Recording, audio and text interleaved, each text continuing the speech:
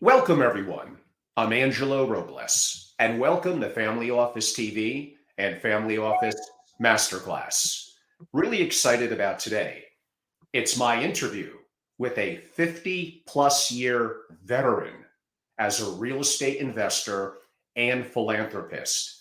We have so much to talk about with his experiences in the real estate industry, going back to his first deal in 1961, going through the 70s with inflation, the 80s with high interest rates, the 90s with the advent of the internet, looking at what has occurred in the last couple of years with COVID and the impact on commercial real estate, specifically office. So we're going to hear from someone who has weathered all those markets as a successful investor. But more than that, as a family man and a philanthropist. We're going to hear insights from him as a great grandfather about effectively how to keep the family together.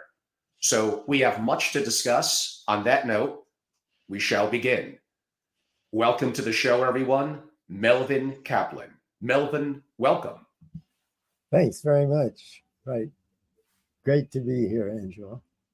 Well, thank you. And for a little bit of context, I've known Melvin for about 5 years. It's been a great pleasure each of those years. I actually had a chance, thanks to his introduction, to interview for about 2.5 hours his son, Dr. Craig Kaplan, on AI.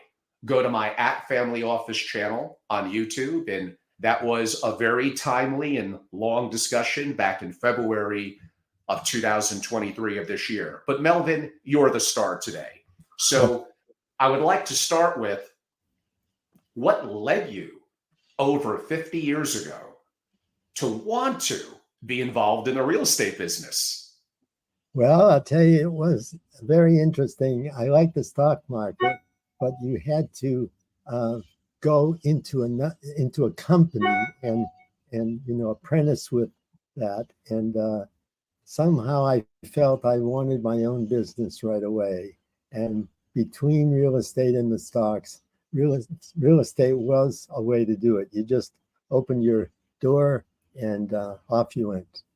So that's how I got in. It was a simple business, and I was the only broker in the business. And I basically was with an insurance executive. Together, we rented this office, and I started. And then we just progressed from there. I started really at the bottom of the field. See, I was young, very young, and most of the people in the real estate business, the brokers and all that, they had come in from other fields, and they knew a lot of contacts. He was contacts. I didn't have any contacts. I was only about 22, 23, and I had just come. I went to college at Cal Berkeley, but I only knew kids, and they didn't have any money. So anyway, that's the way it began. My first deal was very interesting. To me, it was interesting. It was one of the better ones I liked and did. A lady who was divorced, or her husband had died, had 2 children. She was living in a basement, and she had been a sardine person with sardines, just on the production line. She had saved about $750, and she wanted to get a home. And we found a home. I worked with the broker who had the listing, and we shoehorned her into that home.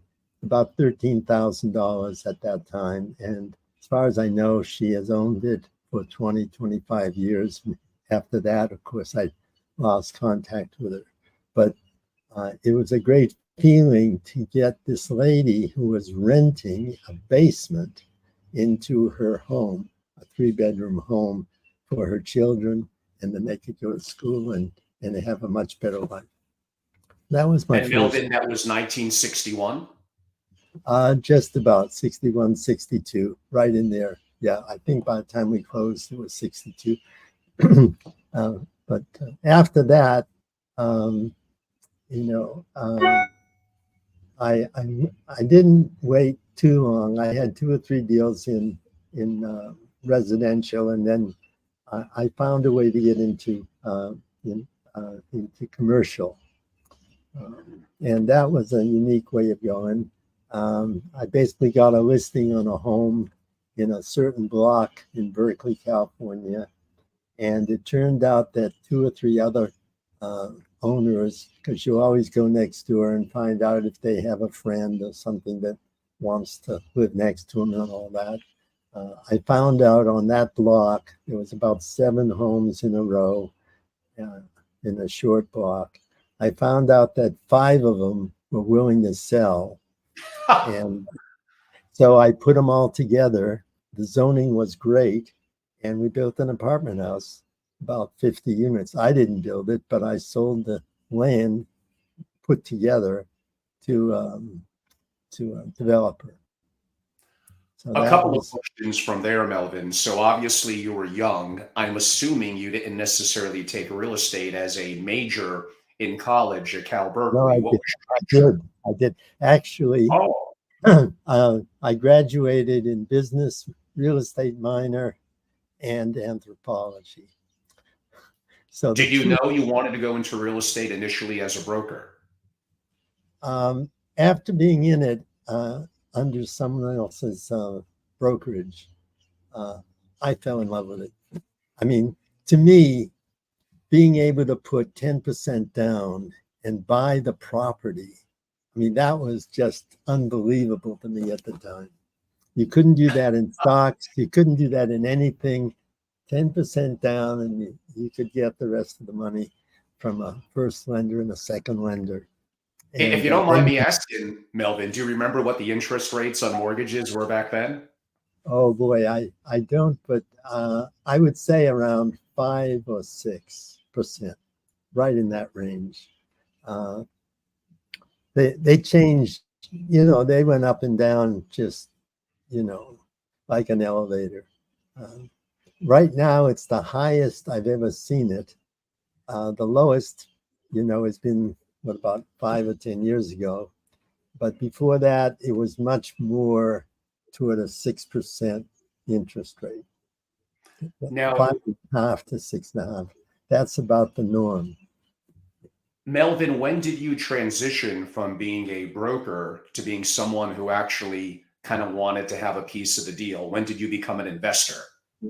Right. So the way that worked was you would find something and you would tie it up, put up a deposit, and then you would talk to people, talk to other people. And at that time, it was maybe 3 or 4 other people. You would make it a syndicate. I did that for a while, but then I didn't like it because you had to worry about all the investors, and someone's going through a divorce, or someone needs something, and it became a problem. But one person, that works out fine, because if they want to do whatever they want to do, you can work with them, because it's the biggest part of the deal. If they want to sell, you can sell. If they want to bring in a partner, you could do that. There's all kinds of ways with only one person. You're not talking about conflicting needs and desires. So we do that now. That's what we do now. Basically, I bring in an investor who needs shelter, or who's trying to put money away for a rainy day, or we can leverage it, we can keep it all cash. But whatever that person wants to do, I don't mind, because I can do any of those things. It doesn't matter to me. And especially because now we bring in the foundation as the other investor. Basically, I have one investor who needs the shelter, and we work that out. And then I have the foundation that is tax-free. It can earn income, and typically it it lends the rest of the deal to them, and they pay interest, and that keeps the foundation going on our projects. That's the way we do it now. Interesting. And how did it evolve to that? For instance, trending Oh, groups. did we have to go? I mean, that's the story of the 50 years. I mean, we did development, we did all kinds of things, syndication development, management, all those things. And I really had a very, I guess, different type of education in real estate. I did that deal, and then a developer saw me do it, and he said, "Why don't you come to work for me?" I said, "Okay, I'll give it a try." And I worked with him for about 2 or 3 years, and saw all the ways he was developing single-family developments and commercial developments. And he happened to be he happened to be one of the founders of shopping center. Just when the shopping centers were being formulated in Washington, the shopping center group, and then there was another one called the Urban Land Institute, and he was one of the founders of that. And so I went to all the meetings, and I was able to meet all the people, and that was really very fortunate, because when I came back to Berkeley and came back to California, I had a lot of contacts that at my age was very unusual. That was still in my So in terms of, you learned, you had a little bit of mentorship, but you also built your experience, which led to your competency, which led to you building a network, which, as we all know, a network is very powerful. Melvin, if I could take a little bit of a step back. So when you graduated college and you went to the real estate industry as a broker, and I talk about this to young people today, to me, that relates a little bit to the importance of your capability of believing in yourself, of marketing, and of selling. How important is it to be able to have the emotional intelligence, the empathy, and the capability of helping someone that you're helping them fulfill their dream of becoming a homeowner? Right. How did you go about that every day? Right. Well, different people are different, but in my way, there always was a single thing I call it a purpose. So, yes. And that purpose changed, as I got older. When I first started, I got married right away. We started to have kids. So that was a family. There was the need to be a family head and to be making sure that, the money was coming in. So I couldn't do everything I wanted to do. I had to do things more that were a little safer. And during those years. And then we got up to a certain point, and then we could take chances of buying and fixing and syndicating and doing all kinds of things. But that was the way it worked. The purpose was make sure that the family is taken care of. Then you can go about your business of enjoying all the different varieties of real estate. So that's how that worked there. And if someone wanted to be a broker, the easiest way at that time, and I think it probably is the same, you go to college or a 2-year college or a 4-year college. You get something beyond the high school, and then with that, you apply for your license. And then it's a lot easier because you have the education behind you, and Vision Real Estate realizes you may be able to learn fast and so forth. And but I think the better way is, yes, get that education and then apprentice with a broker that's honest broker and knowledgeable, and you pick up from them. It's almost like the old, the old way. Everyone apprentices, and now that went out of style. But in real estate, it really still is the way to go. You apprentice, and you bring with you the education, and then you bring, of course, the drive. You got to have drive, because real estate can be very frustrating at first. Lots of mistakes, lots of false starts and so forth, and you have to stay with it. But eventually it works out beautifully. I like what you said about mentorship, Melvin. I give the example of you could learn, I guess, how to play baseball by reading a book, maybe even by a great Ted Williams, but it's not the same as learning how to play baseball by having a coach and a mentor. It's a big, big difference. Big difference, right? Right. So it really is, the purpose. You got to have the purpose, and then you've got to have the environment. That environment for anything is very important, because you talk about various things and so forth and so on. You could pick the subject. I mean, whether it's medical or if it's just almost anything. To be in an environment makes it a lot easier.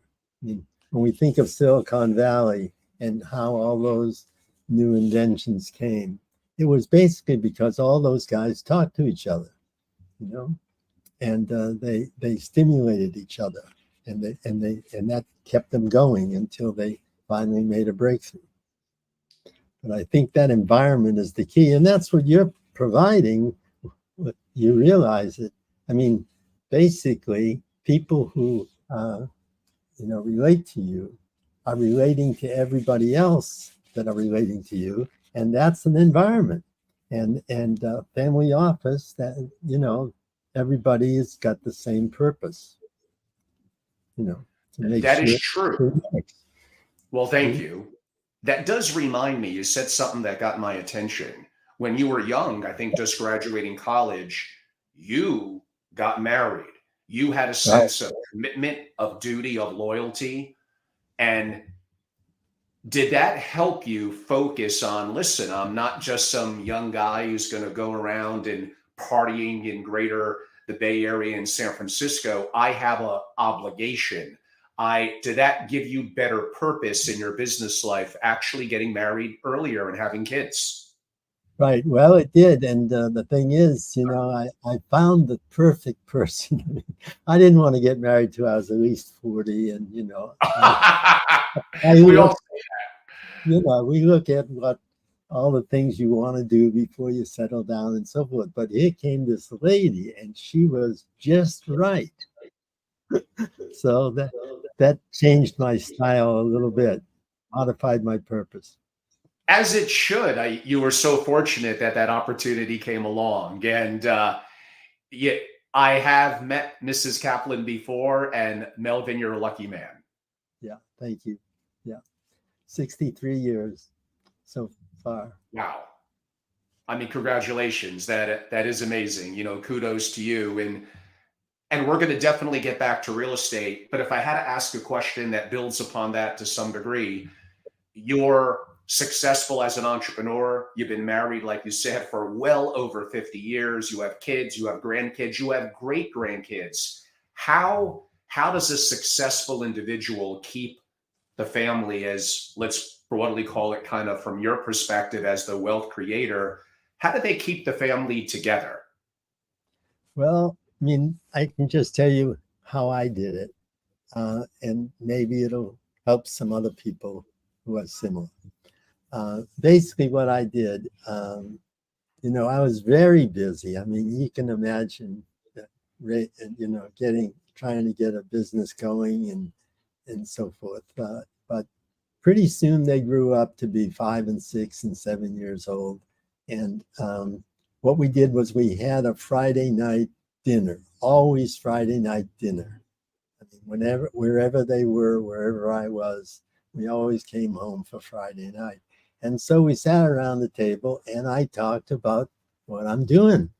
And then they asked all kinds of questions like kids do and so forth. And so we just kept educating basically these young kids, and they were all boys. I had 5 boys.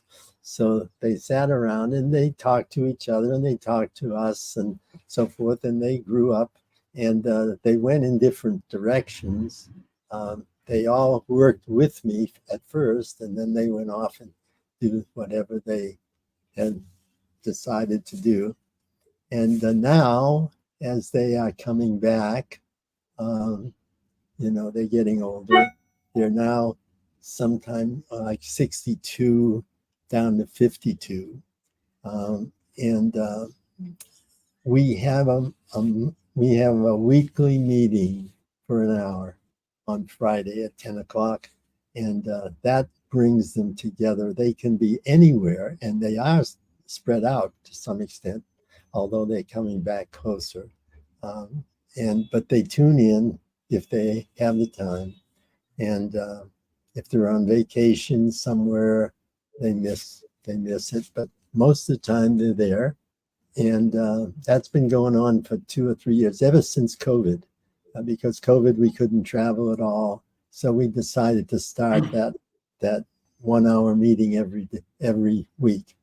And that keeps the continuity. And we talk about all kinds of things, but they're all together. See?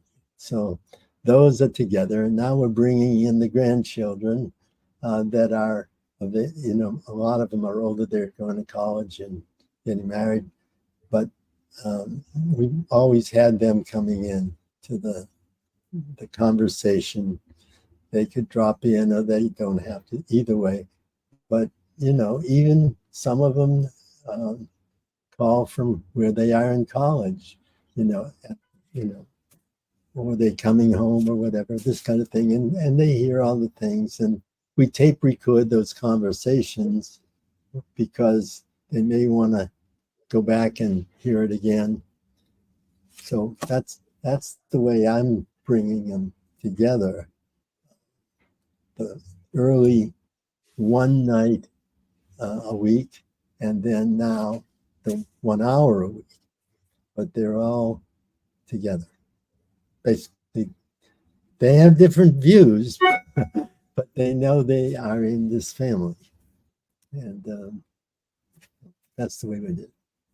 Well, it's very important. Like you said, you actually started that when your children were much younger, as you noted on the Friday nights. And I guess, time maybe over the decades gets a little bit away from us, but I'm glad the fact that you went back to it during COVID. Obviously, I'm assuming via Zoom, but now the opportunity to involve the grandkids and I guess even the great grandkids. Right. Do you consider yourself as being kind of the sage of the family, the patriarch, as being a good listener to the younger generations? Yeah, I think I could have been a teacher. I could have been a teacher. There's some kind of there just in there. And when I have a chance, I love to, try to work things out and listen to what other people have to say and correct it if it's way off. But if it's not way off, great. You can work it in. You work it in. But that they can always talk to me because I'm not gonna, shut them down or anything like that. I just let them go. Let them, everyone's individual. And they find their way eventually. Although I'll tell you, there's a lot of false starts. A lot of false starts, but that's. I do understand. Trust me, I don't have quite the 5 like you have. I have a 20-year-old, but I do understand. What I like about what you said, and this maybe says something negative about me, but when you said the word teacher, you went right into being an active listener, as opposed to preaching and telling them the direction how it should be done, which is maybe what passed through my mind first, that how to break things down and to articulate, which is important. But I like the fact that you led with listening. Yeah, no, I do, because they're so different. I mean, here's 5 kids that from the same family, but if I would try to trying to describe them, the only way that they are like the parents are if you put them all together, mix them up, and then they're going to have those characteristics. But when they start, getting to be specific, everyone is different, just different. You have to work with them because, the genes go that way. They go Melvin, that way. did any of the 5 children have an interest in going into real estate? Well, now my oldest one wanted to be a writer, and he kept switching between writing and real estate and so forth. But he's been a broker ever since he was about my age, 23, when I started. And he's he's now 62. So, he's had a lot of experience in real estate management, and he went to apartments. I just couldn't do that. That just wasn't my style. But he's done apartments and he's done complexes, and he manages them and so forth. So he's full-time in real estate, and he's been full-time for the last 10 or 15 years. But before that, he wanted to be a writer, and he kept on writing because they told him in college he was a writer. And that's all they had to do. They told him that. And so then, of course, he followed that as far as he could. But anyway, that's the way they are. They come to real estate eventually. He's the only one who really has taken it on as a career. The other 4 have different interests that have taken them. Craig was always in stocks, the one you met. He was in stocks for years, but his career, his education was in AI. Went to I know that. And he went to Carnegie Mellon, and that was really great. And so that led it off. Mark was the oldest. He went into real estate and writing, and then Craig went another way, and Stephen and David and John, they kept on going, but they kept on doing it different ways. All roads leading to Rome. But the point is, they were different roads. You have to work with them because, otherwise they're not going to be very happy, and they're going to take it out on you. Melvin, since you brought up your son Craig, who I did interview and certainly an expert on AI, that broadly, and we'll get back to the 70s and 80s, but that brings me to the advent of the 90s with the World Wide Web and the internet. How did technology, and looking back to the 90s with the internet and maybe the MLS going online in the mid 90s, how did technology impact the real estate industry? Okay. Really, it's the same as it's always been, but I know it's going to change now with AI. They'll finally. That was my next question. Yeah, no, AI is going to really smooth out the industry. They're going to have all the listings pretty well organized, and if you're an investor, you'll be able to look at all these listings, and you'll just say what you want. It's going to change it that way. You're going to say, well, I don't want a lot of tenants. I only want one tenant. Okay, fine. Half of it's eliminated, but that AI is going to be like the old multi-listing, where everyone that has a listing puts it into the multiple, and then you get all of them. It's going to be like that, but it's going to be more than that. It's going to be, okay, I don't want something in the city. Okay, then that'll eliminate all those. It'll just make it much faster and much more detailed, because the brain is working like crazy. That brain that they have in there, and they can just quickly go from one to the other, very quickly. And in terms of I mean, let's go a little bit. And again, want to reiterate that you started at the bottom. It's like you have no customers, you have no relationships, you have a broker's license. It's your responsibility that led you to meet the lady in the basement with children that was renting and feel her dream about wanting to be a homeowner and you helping her fulfill that. But it started at the bottom. And eventually, after some successes in that, and like you said, the 5 neighbors and getting them led you to eventually meeting the developer. People are going to say the word luck, and they're not realizing the hard work, the rejections, the no's that you had to address. What kept you going?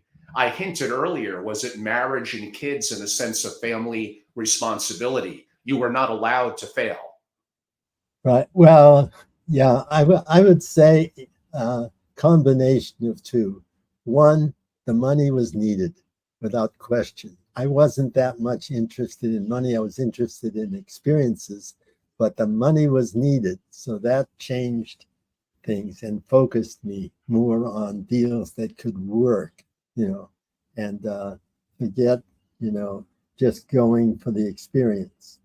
Okay, that's the first thing. But then I had all those contacts, not right away, but within the first 5 years or so, I had good contacts, and they had built ever since. I have filed drawers worth of contacts. Now, some of them have gone beyond us, to the next level. Some of them have retired, but a lot of them have still stayed in there, and they're, I don't particularly like to work with big institutions. I rather work with people. I like people. That's where the anthropology comes in. The anthropology was cultures, and I noticed that every family has a culture, different culture. You are correct. And so, I mean, that's the fun of it. I was always attracted to that and still am attracted to that. So if I had my druthers, I would work with a person, I would work with a family, and not having that right away. I can work with an institution. Those institutions are really impersonal, and I'm always looking for that person, that relationship. Everyone's different, but I like it, and I don't mind working harder because you have to work with the idiosyncrasies of the person. But that's the fun of it. They should live the way they want to live. That's freedom, and of course, that's what this country's all about. So what they want, they should be able to get. And if you can, but you gotta work it, hard. It's not just gonna fall in your lap. Right. It's not a system that minimizes work. Although I do take something that you just said a couple of minutes ago, 5 years of in the trenches, 5 years of building up your competency, and really 5 years of building up the network that you needed. An advantage potentially in today's world with the advent, well over 15 years ago now, of social media. But now it's an opportunity for a young person who has a sense of purpose, who has a sense of discipline, and maybe is looking to get into the business that you're in. It's an opportunity for them to accelerate. Now, sometimes looking for shortcuts is not a great idea. But again, marketing and selling is very, very important. People don't talk about it enough. Effectively, after all the education that you went through at a wonderful school, the real value was, okay, you got a broker's license. Now you have no money. The only thing that's going to get you money is to market and sell. And your vehicle for that was real estate. But I think in my experience, often talking with billionaires, that's an important step that they did often well before age 25, whether it's back in the day selling encyclopedias door to door, whatever it might be. I think it's a very, very important skill set to be successful. Right. But now some people are not built that way, being a salesperson, that's one route. That's the energy and that's the thinking with the people and so forth. But then there's the person who's the accountant type, the person who's looking at the numbers. And there is a way there also to get into the real estate business by starting in accounting and then working as a helper, in that part of it, assisting the salesperson. Now it won't be quite as important because we have AI coming, but it's still important to understand and work things out and so forth. And the financial part of real estate is very important if you get away from homes. If you start selling commercial real estate, the accounting is important, and maybe a lot of it won't be it'll be too small to bring AI in, and maybe AI will be just about as good as a person. And that person can figure it out, and together with that salesperson, the two of them can make those deals. Melvin, you're kind of helping to sell one of my master classes for me. One of them, it's a multi-day program that I would love to have your son be involved in, family offices and AI. And I hear executives in their 30s and 40s telling me, no, this is not going to happen. I'm irreplaceable. Melvin, and I think you're okay with me mentioning, you're 86 years old and AI has come out of your mouth about 10 times in the last 10 minutes. Melvin is now, yes, it helps that his son is Craig Kaplan, but Melvin is older than you and is understanding the value of how times are changing and it's happening rapidly, and the opportunity for you to leverage what's out there, enhance your skill set and your competency, and realize that things are changing. So yes, you probably didn't expect in today's conversation that AI was going to come up, let alone more than once, but it did. Right. Now, again, you have an insider seat with your son, Craig, so admittingly that does help. Right, but the thing is, you have to keep learning all your life, and who knows, you might know something even at 90 that you didn't realize the whole rest of the time, and you said, wow, why didn't I think of that before? And I mean, the thing is, you got to keep being open-minded. You just have to now in this world, the way it's going. And well, I mean, was it Darwin who said it's not the strongest or the smartest, it's those that adapt? Melvin, if you, following up on what you just said, did you have a blind spot that you identified or someone helped you identify that made you more successful? Yeah, I would say so, because you fall into grooves, and there has to be something that shakes you up so that you move from that groove and become more flexible. I think most of it was these kids growing up, because they saw things so differently than I did very quickly.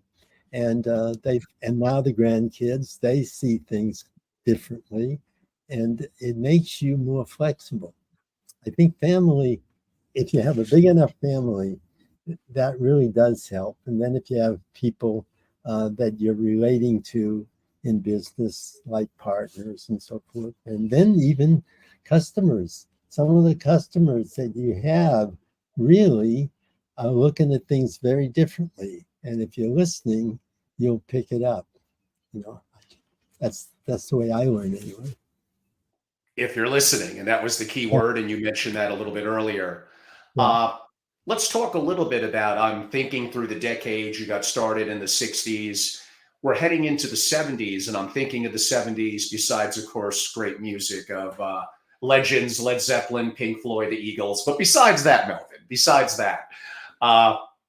inflation, OPEC, Right. it seems to be challenging times, but I could go back to any decade in history and say there was good and bad. But how was the real estate industry, as you were now evolving and growing into your career, how did the impact of again, the rise of OPEC, the challenges with oil, people don't remember, we used to have to wait in line like 20, 30 minutes to get gas sometimes. Right. And inflation was rampant. Like, how did that impact the industry?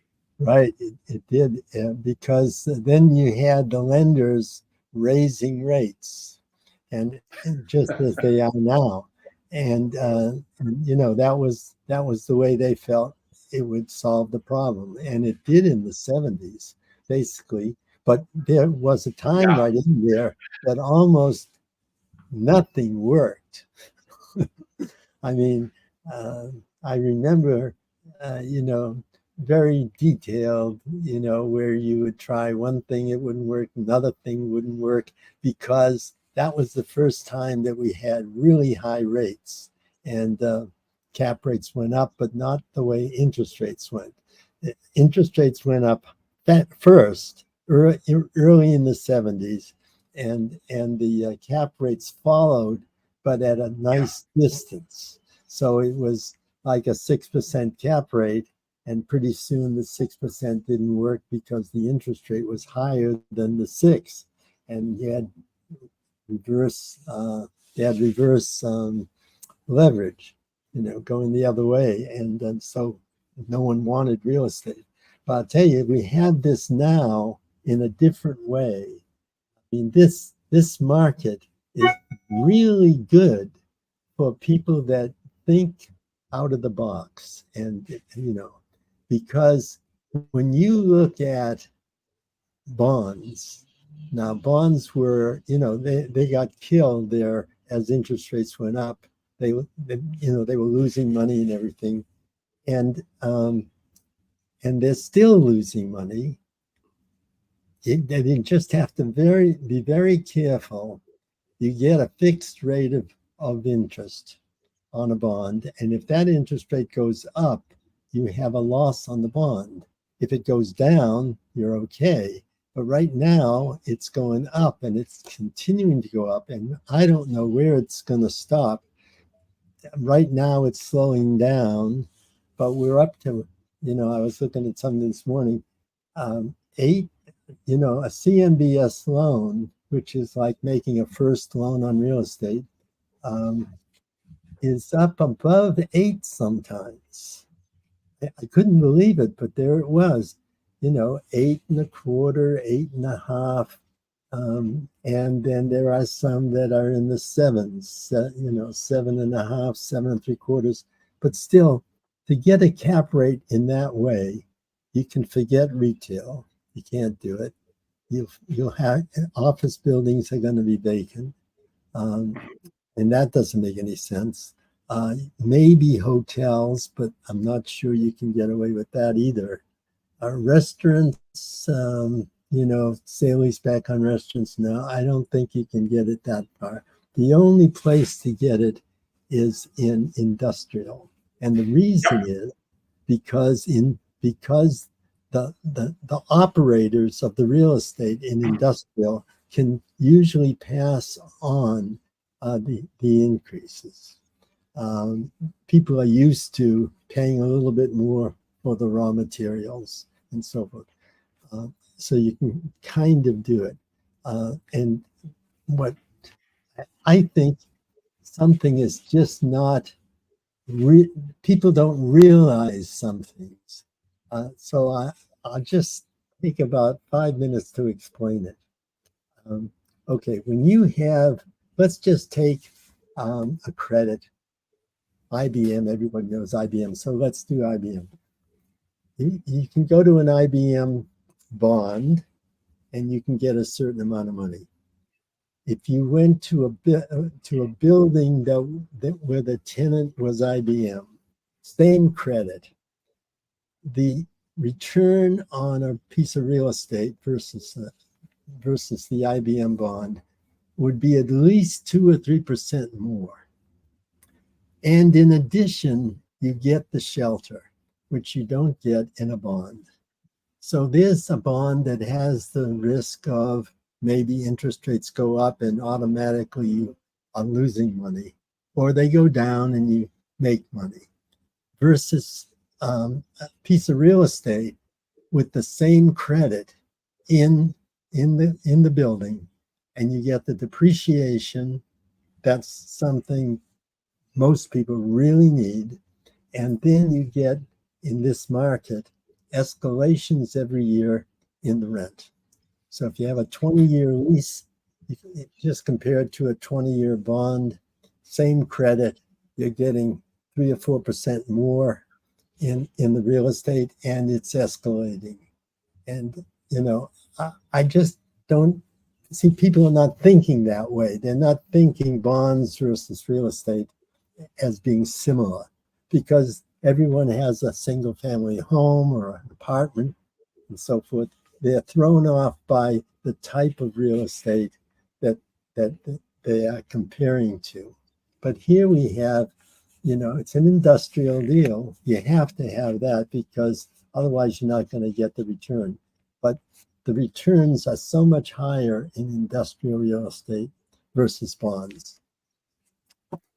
And Oh, 100%. And yes, I was going to get into kind of the COVID world, and obviously office space is not so attractive now, the changing dynamic inside cities and population, and what you said about being able to think out of the box to adapt to maybe convert, depending on zoning and a variety of factors, industrial warehousing, data storage, or storage in general, and a variety of different aspects are certainly very trendy and thematic themes that I see with family offices in terms of what I do, for sure. Now, I could make the point, supply and demand within a given market infrastructure. If everything starts to go to industrial, then there'll be too much industrial and not enough demand. But that doesn't appear like that's going to happen anytime at the moment. But again, if everyone were to follow that month after month, year after year, then that eventually becomes oversaturated as well.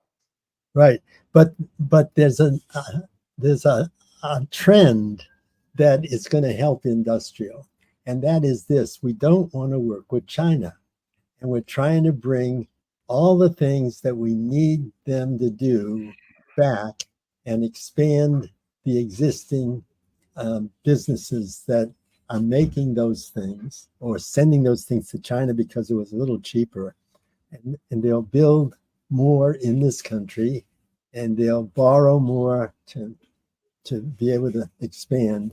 And I think we're going to end up being a powerhouse once we settle a few other political things, Yeah, they're only little things.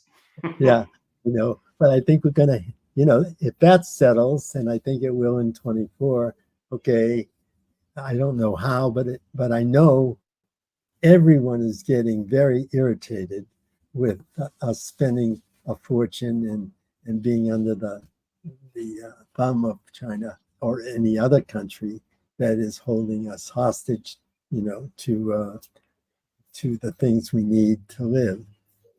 I think we're going to be having a wonderful future in expanding our industries and doing much more at home. And I think Texas is leading the way. I don't know if you saw this, but Texas has actually formed an ETF for almost all the largest companies in Texas. So if say you wanted to just invest in companies, you could buy this thing on the stock market. I just noticed it a week or two ago, and you could buy all most of the big companies in Texas. And Tesla now, it seems like, and others, of course.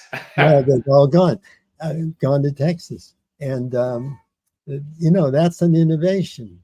Now, if Texas does it, then maybe another one will do it. Oklahoma, or somewhere else, Florida, or somewhere else will do it, and before you know it, there'll be states that are productive and attracting all the good companies, and they'll have their own ETFs. And so it'll be like you're buying the state, you're buying the business activity of the state, and that's anyway.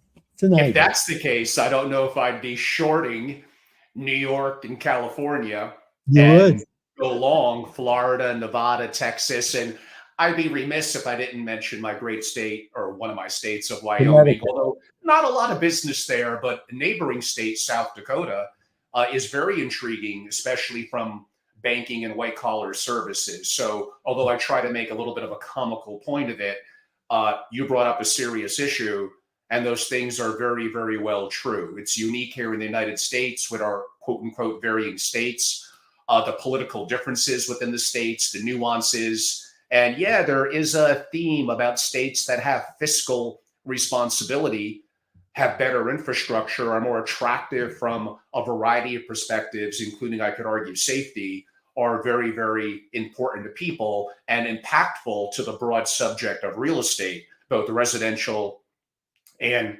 commercial, as you're bringing up. Very intriguing. Like Melvin, you've seen so much. I mentioned the challenges of the 70s, then in the late 70s to the 80s, we had wickedly high interest rates for a period of time. We then had, as I mentioned, the advent in the 90s of the internet, into the 2000s with social media, all through this wars, all through this COVID.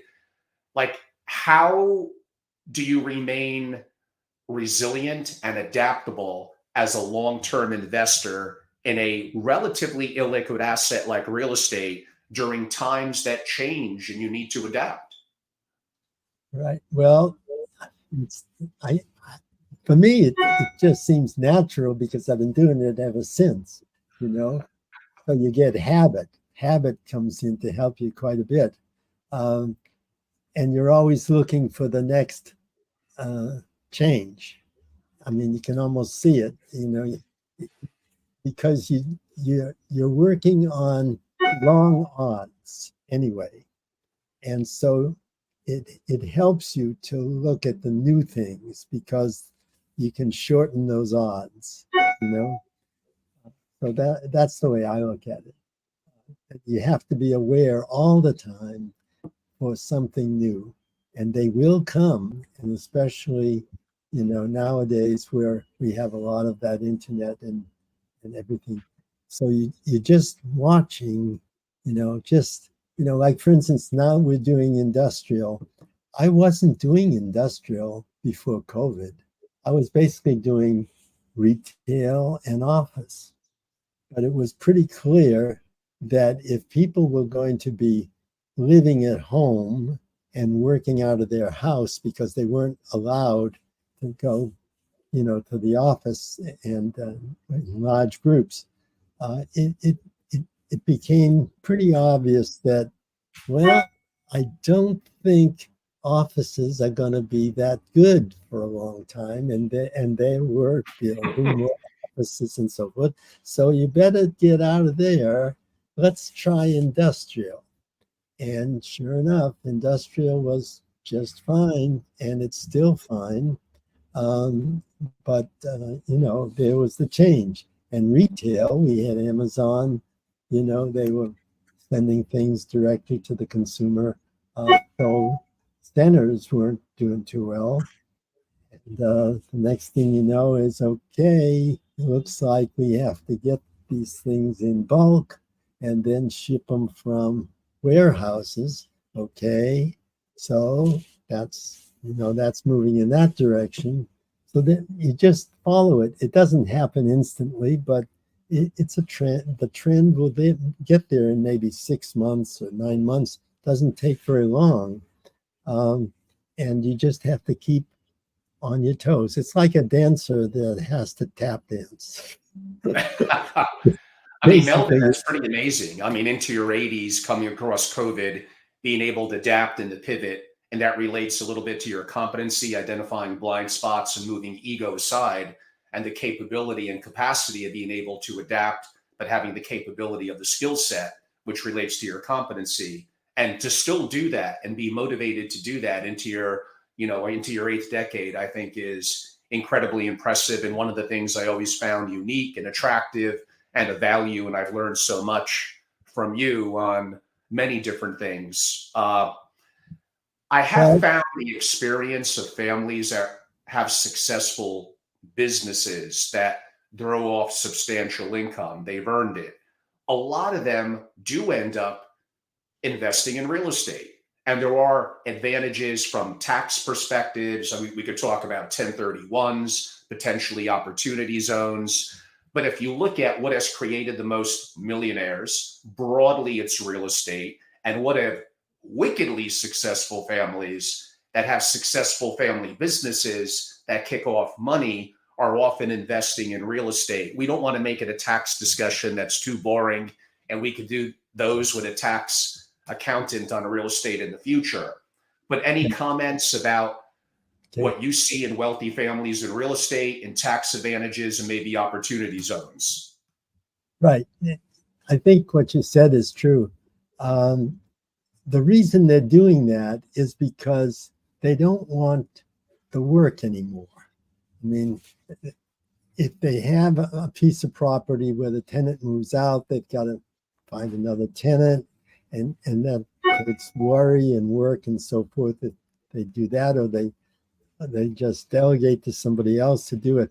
But the turnover, I think that's the word, turnover is going to be your problem. So they say, well, I've got enough money now to set aside some money to have a long-term lease. Okay, I can buy IBM I can buy IBM in the bond market, or I can buy IBM as a long-term tenant. And if I can, IBM or someone like that may not be a warehouse where they can move out tomorrow morning anytime they want. It may be they've got all kinds of equipment. That equipment was nailed down to the floor. And before you move, you want to be sure that the next place, that's new and all the rest, you're going to be able to move that equipment. And most of the time you can't do it. It's basically part of the real estate. So people would rather expand at the site than to find another one. And I look around, and it's amazing to me. Let me just shut this off. Hold on. There we are. Okay. It's amazing to me that some companies have been in the same place for 70, 80, 90 years, and sometimes after a long time, they decide, well, they've got to make a move because they've run out of land and, the equipment needs to be replaced anyway. So fine, they make another move. Then that move takes another 50 years or 90 years or 25 years, but it's certainly not going to be 5 years or 4 years. Those people that are hopping from one place to another in 4 or 5 years, you don't really want. You want someone that will be there for a long period of time, and the rent will keep escalating. And that's what the wealthy do, because they don't want all the pain and suffering of trying to move those tenants all around, or stock isn't doing too well, they got to sell it and find another one.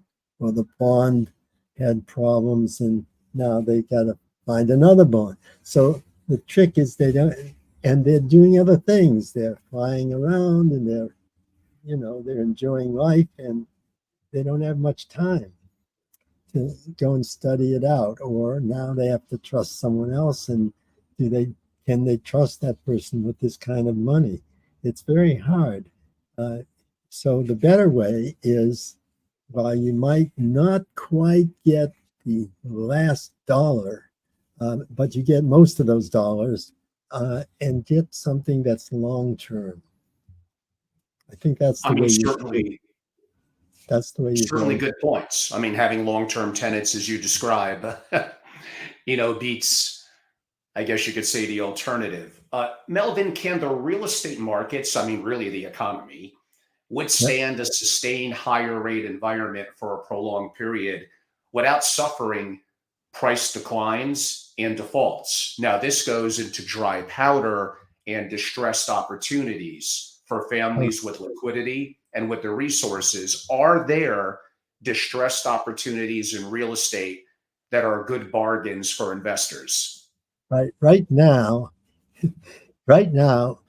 it is the best time for people who want to buy well, because everything that's on the market right now is below value. I mean, I'm looking at things like, big things like, that are leased by New York Stock Exchange companies. And the problem is, okay, here they are. They want to, they just built a new building or they want to extend the lease. Right. Well, there's the interest rate. The interest rates are high. Therefore, the cap rates have to be pretty high. They're growing, finally getting up there. They went from 5.5 to 6, and 6 to 6.5, and 6.5 to 7. Now they're in the sevens, going to 8, because the interest rates are going to 8, and there's a lag, but the lag has to finally be met, or else those properties are going to just lay around there and no one will want them. No one with money will want them. I mean, in this kind of a market, people with money get up all kinds of opportunities. Now, a lot of them are very risky and they just look good, but you can look through all the opportunities and you can find things that are solid. And maybe you won't make the last dollar. You'll leave a dollar or two on the table. But the point is, you've got longevity, and that gives you freedom to do other things that you may enjoy more. You want to, keep money coming in, but you don't want to spend your whole time researching it. You want to find it and then get it and then go on to what you really like to do, whatever you. And we'll come back and close shortly with the real estate question, but I'm also intrigued, in one of the ways that we met years back was through your Harry Singer Foundation. If you could talk a little bit about that. Right. So what I do with I've been in real estate so long, it's hard to leave it. That's number one. And number two, I'm not the kind of person that, will want to learn a brand new business right now. So we started in the Harry Singer Foundation quite a while ago, small at first, and then growing, and then reducing what we wanted to accomplish in that foundation. Now it's a single thing. We want to get kids who drop out. We want to get them back in school. We want them to find what they love and then keep going with it. And if they find what they love, they will want to be in school. You don't have to force them. They'll want the experience. They'll want to be the apprentice of something. They'll want to, get a little bit more education in the math or in the writing, whatever it is that they really need. And so by developing the skills of people that are not employable right now because of family things or whatever, or lack of education, by developing their skill set, they are employable. And right now, there's a lot of jobs out there. We can't find enough people to fill those jobs. So I saw the problem, and now I say, what can I do to solve it? Okay, well, I understand real estate very well. So let's do real estate. And with the profits from the real estate, we can donate that to the foundation, and you get a twofer. You get a good deal for the investor, and you get someone educated. And then they'll go on and do something, and they'll teach other people about it. And before you know it, you have a very good solution for that. The government can't do it. They can throw money at it, but it doesn't do it. You have to get with the person or the group, the very small group, and get them to feel comfortable with what they are doing. And that means they've got to love what they're going to want to be in cooking, or they want to be in construction, or they want to fly airplanes. So whatever they want to do, you help them do it. And that takes the money from the deals. And now Melvin, for those that believe in that vision and want to give back, and would like to learn more about the Harry Singer Foundation, how could they do so? Well, we're on the internet. You know, it's Harry Singer. It's harrysingerfoundation.org, and you'll get us. We've been up there for about. We've just revised it, but you'll get more now, and you'll see some of the things we're doing. And of course, in real estate, when we put a deal together, there's an investor that gets the shelter and gets the return, and then the foundation gets the loan that's the profit, and then they get interest on that profit, and that's what supports them. So it kind of works out nicely. And it took a while to figure that out. You know, I was afraid to mix the two, but then I realized, you know, with tight money and higher interest rates coming, it was a natural to do that. And on the closing on the real estate side, for those that would have an interest in participating or learning more, maybe it's through the foundation and Harry Singer, or maybe it's directly in looking at industrial or opportunities. How do you work with private investors? Okay, well, each one is unique, so we have to find out what they're trying to do. And if it fits, let's do it. And if it doesn't fit, why not? And if you can solve the why not, okay. But if you can't, then you have to go on to the next investor. I mean, everyone is different. But Wellington Financial Group LLC .com is the address, and you can find out what we do by getting that, you know, by checking that out. And it'll evolve. I can guarantee you what we'll be doing in 3 or 4 years will not be what we're doing now. But, you know, you have to keep moving. You have to keep watching what's going on. Right now, long-term leases are the key. We can do them. And we can beat the bond market like crazy. We can get higher interest rates and shelter versus lower interest rates and no shelter. Basically, that's the difference. But you have to just be careful about the credit you take. But that's okay. You can just look at what the credit is as a bond, and you can look at what the credit is as a real estate lease. And boy, you can see the difference. Indeed. It's a hard thing to move over. It's a hard thing to make the adjustment. Most people, you know, are in the bond market or they're in the real estate market. But you have to think a little bit to see how one fits with the other. And it's harder for some reason. As you get older, you're busy with other things, and these things just kind of pass by. You don't see. And I know some folks are going to want to repeat the websites that you mentioned to learn more. One on the Harry Singer Foundation, was it harrysingerfoundation.org? That's right. And on the potential investor, and it's not to be an LP, you don't have a fund, but to be a lead investor, you mentioned, if you can mention the Wellington name again, please, the URL. Wellington Financial Group, and we can work with individual investors. I prefer that. So it's what we'll do with that one is you would be the investor, foundation would be the other party, and you would basically be working with a passive entity. That means that you can decide what to do with the property, and they'll go along with it because nothing, it doesn't bother them that you sell or that you change or whatever the changes are.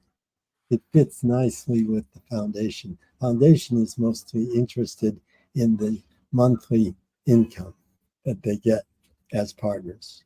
So Wellington Financial Group, LLC.com. Wellington Financial Group LLC.com. Right. And if you forget the name, just think of the Duke of Wellington. If you happen to be a history buff, you know, Wellington, New Zealand was named after this fella. And he's the guy who was fighting Napoleon and figured out how to beat him at Waterloo. And I was impressed with that. And that's why I named the company Wellington. I mean, since Napoleon may be the general who won the greatest number of battles of all time, that is saying something about Wellington for sure. Right. Melvin, I don't know what to say. The hour plus just kind of flew by. I do leave some questions on the floor, both about family, about real estate, and perhaps even an outlook about our country. But why don't we save that for a second interview that we could do in the first quarter in 2024? There'll be a lot to talk about, but it's been an honor knowing you for many years. I appreciate your support with me for multiple years and have great respect for you. Forget about as a business person and a real estate investor, as a committed family man, a father, a grandfather, and a great-grandfather, and someone who believes in their legacy and believes who doing good by society. That's what matters, and I appreciate you. All right, well, let's hope the doctors keep me going. You sound just fine to me, Melvin, and you look great. I greatly again appreciate you and I just enjoy it. In my closing, I guess and I didn't want to make this an overly deep conversation about only real estate. There's so much to talk about with Melvin, his background and what the decades look like, and really the importance of keeping family together and the philanthropic work that he's doing, as well as the fact that look at him, look at his vibrancy, look at his energy, look at his commitment and duty to family. Look at how he started that at an early age, and that helped to push and motivate him, overcome trials and tribulations and challenges because of a sense of duty and obligation that he had as a young family member. And to me, that is just such a great life lessons in the little bit over an hour that we had today. And hopefully that's what I hope to impart in terms of to many of you. I love to give away my free content and interviews at Family Office TV. I hope you're enjoying it. But for those that would really like to interact, really get to know people personally, like Melvin and like others, to be a part of something special, that's an opportunity to join what I'm doing at SFO Continuity, or maybe more one-off for some of you on the work that I do in my Family Office Masterclass. And I'm lucky to have some great people around me. I'm lucky to have some great supporters and people that believe in my vision. And I look forward to continuing after many a decade in this community to keep on doing great things, and a little bit like Melvin, to keep on adapting and learning, because times are changing, but you never stop learning.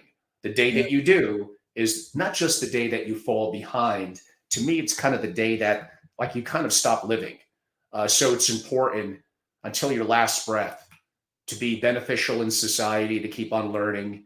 And again, there's so much that I feel like I learned today from the wonderful gentleman in Melvin Kaplan that we had on our show today. I hope you all enjoyed it. You know how to find me on social media, or very simply my website, AngeloRobles.com. Very simply, AngeloRobles.com. Melvin, again, thank you for being a great guest. I look forward to our next follow-up, and thank you for your support. All right, you're welcome. You're welcome. My pleasure. Enjoy that, Angelo. Right, you're doing a good job. Keep it up. I appreciate you. Thank you, Melvin.